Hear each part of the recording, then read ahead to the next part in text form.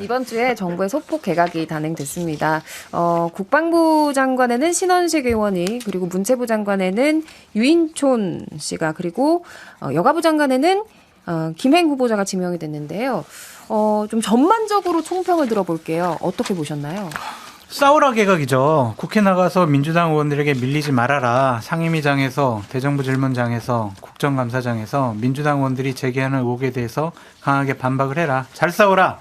독전형 개각이다라고 보여지고, 최종적인 총평은 저는 백미러 개각 같아요.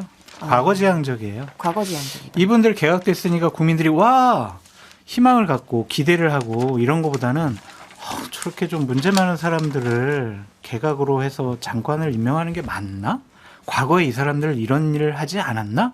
자꾸 과거를 되돌아보게 되더라고요. 그래서 저는 백미러 같아요. 운전할 때요. 백미러 보고 운전하면 사고 납니다. 앞을 보고 운전하시기 바랍니다. 백미러 개각이다라고 했던 건 자꾸 뭐 뒤돌아봐요. 유인촌 후보자 말씀하시는 거예요? 그렇고 신원식 장관도 그렇고 또한 뭐 김행 전 비대위원도 그렇고 다 과거에 어떠한 논란들이 있었다라는 부분이 더 주목을 받는 것 같아요.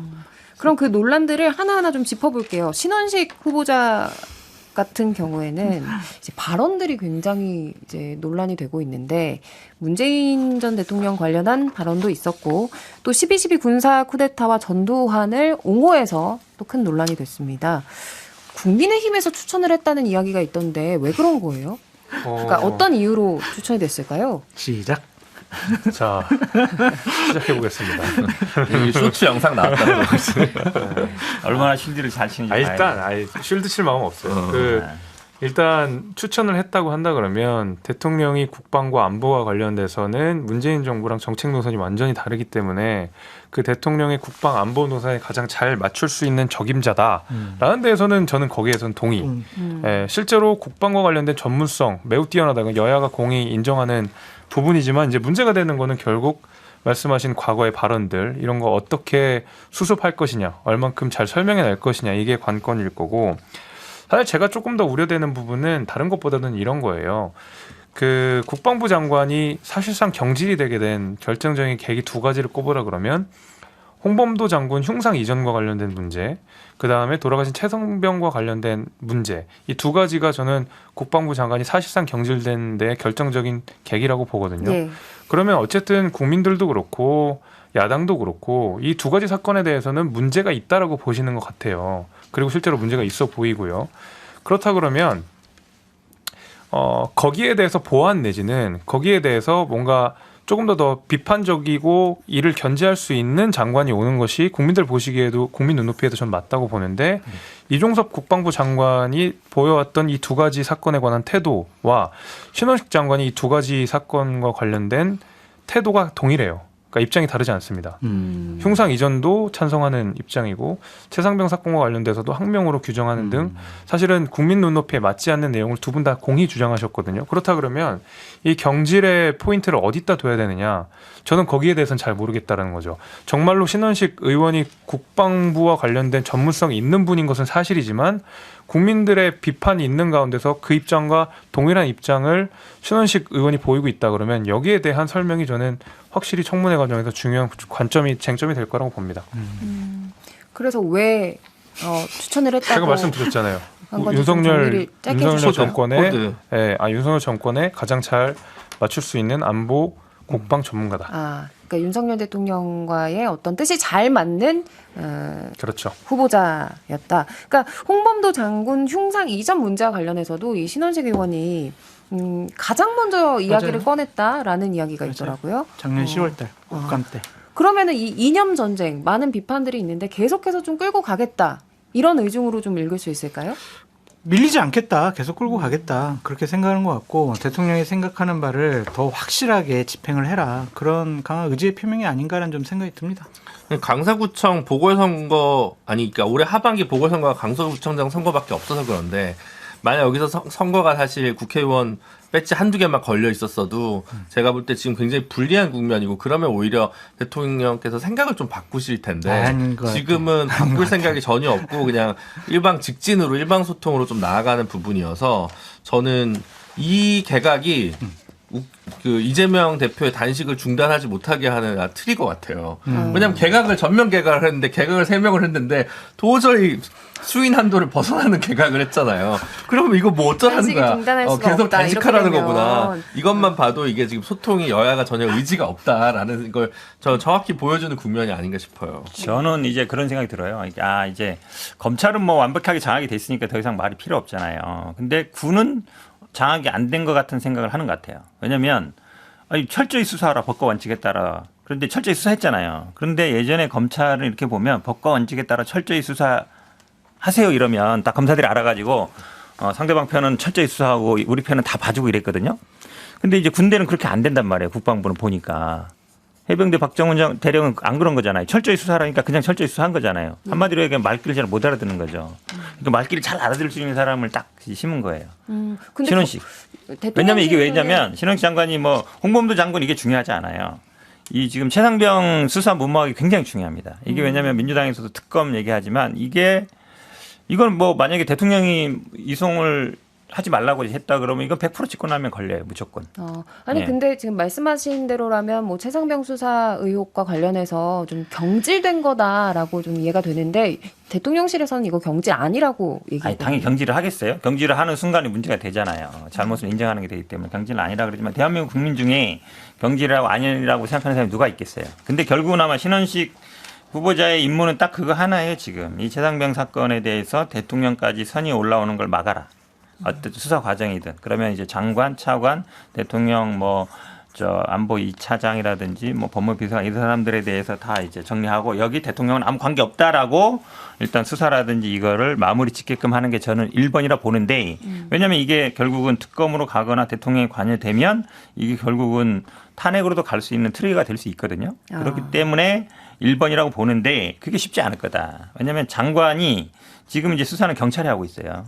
그다음에 물론 이제 공수처 수사 대상은 아닙니다. 왜냐하면 공수처는 장군 이상이거든요. 그러니까 대령은 수사권이 없어요.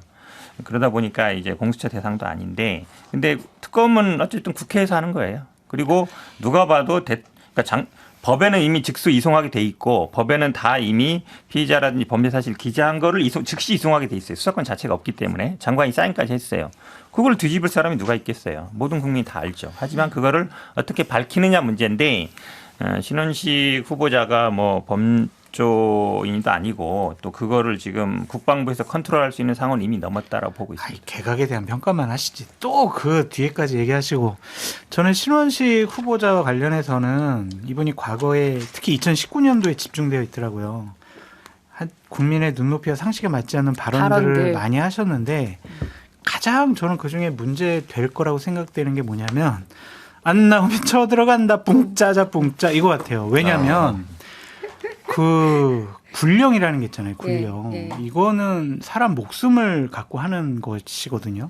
돌격 앞으로 할 수도 있고 국민의 생명과 안전을 지키는 가장 최전선에 있는 게 군대인데 국방부 장관이 만약에 무슨 군령을 딱 내렸는데 사람들이 옛날에 저렇게 뿡짜자 뿡짜 막 했다라고 하면 저 가벼움에 대해서 과연 많은 분들이 어떻게 생각을 할까? 전 이 부분이 이미지가 되게 걱정이 돼요. 뿜짜라 뿜짜 조금 설명을 해드리면 그 정강 목사와의 집회에서 이제 문재인 전 대통령을 언급하면서 쳐들어가자 하면서 뿜짜라 뿜짜 웃기잖아요. 이렇게 군령을 딱 해야 될 분이. 아니 그리고 그 2019년에 유튜브에 무슨 군사 TV 유튜브에 나와서 12.12 사태를 나라 구해야 되겠다고 나왔다고 봐야 된다. 구국의 일환이었다라고 이제 발언을 한 건데 12.12 사태 제일 이제 비극적인 사태는 이제 그 이후에 일어난 5.18 아니겠습니까? 근데 5.18 정신은 지금 국민의힘 강령에 들어가 있는 거 아니에요? 이념적으로 안 맞아요, 당이랑.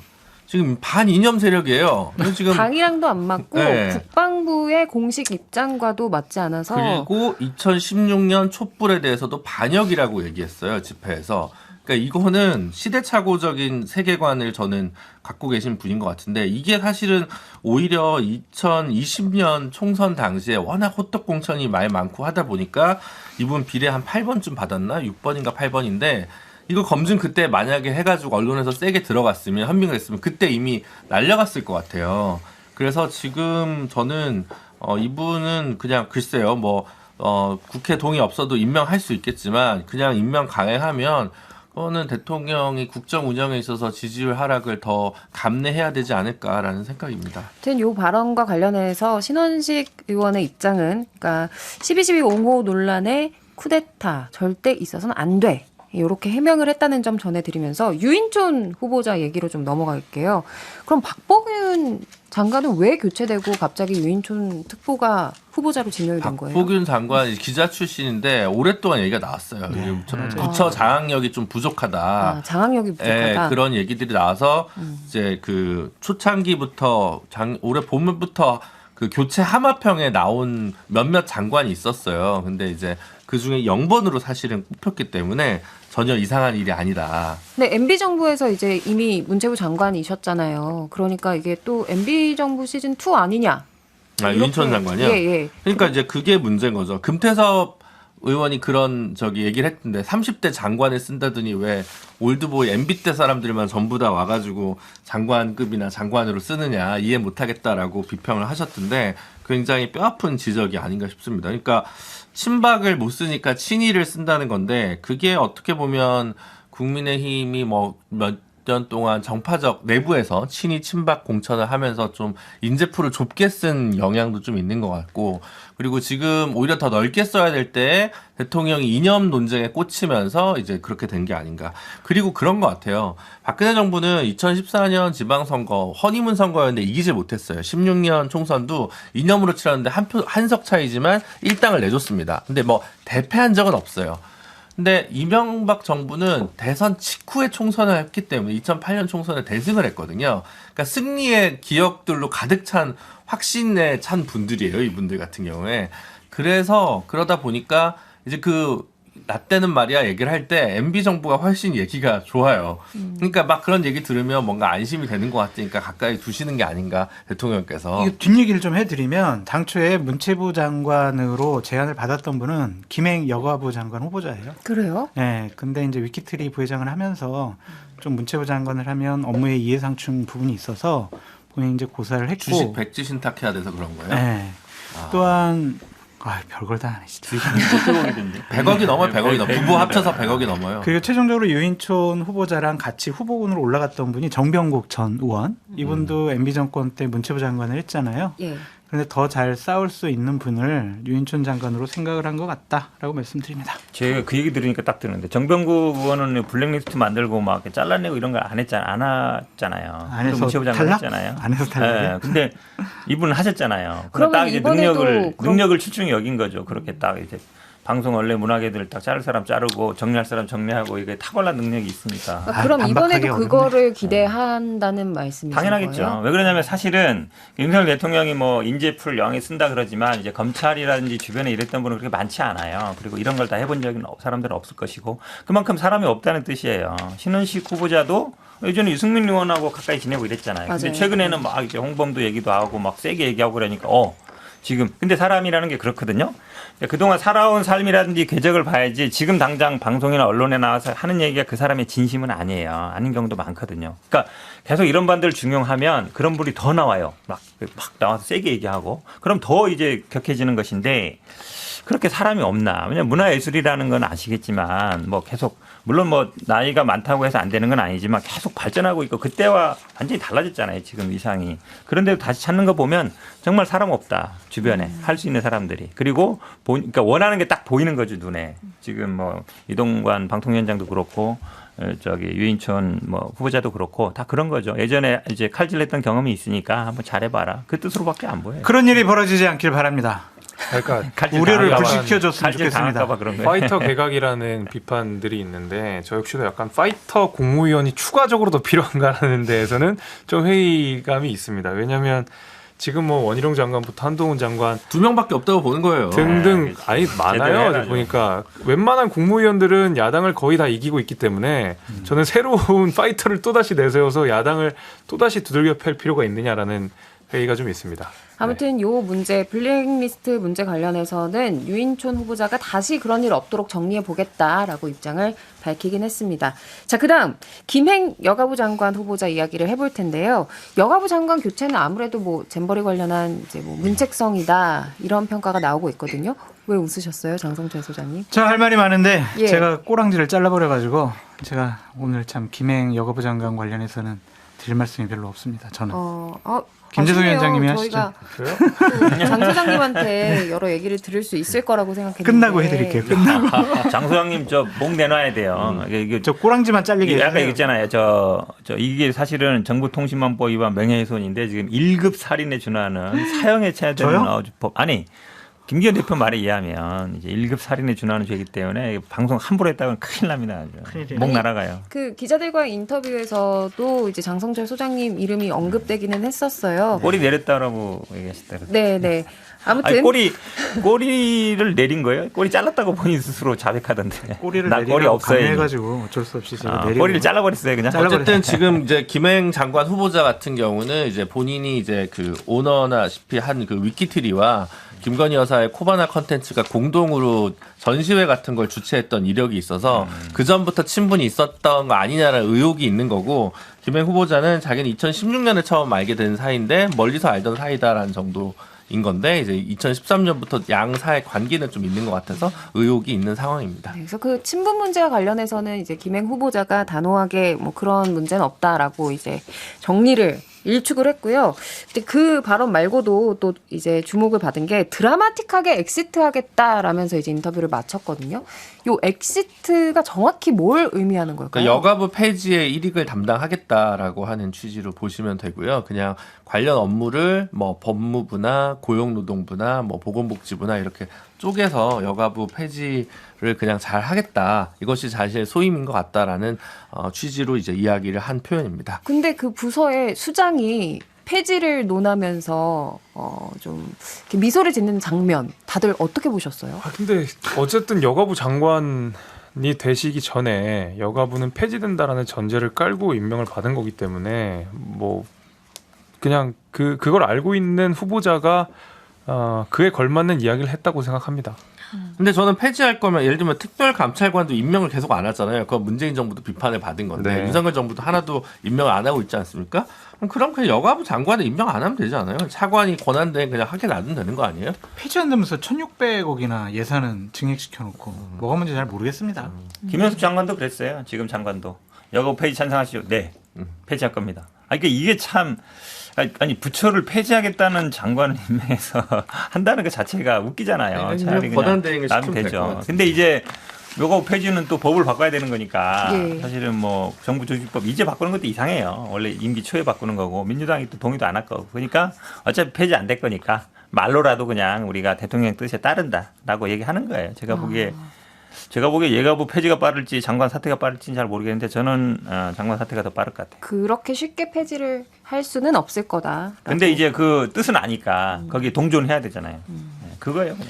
좋은 개각은 아닌 것 같습니다. 하여튼 이번 개각 총평 보니까.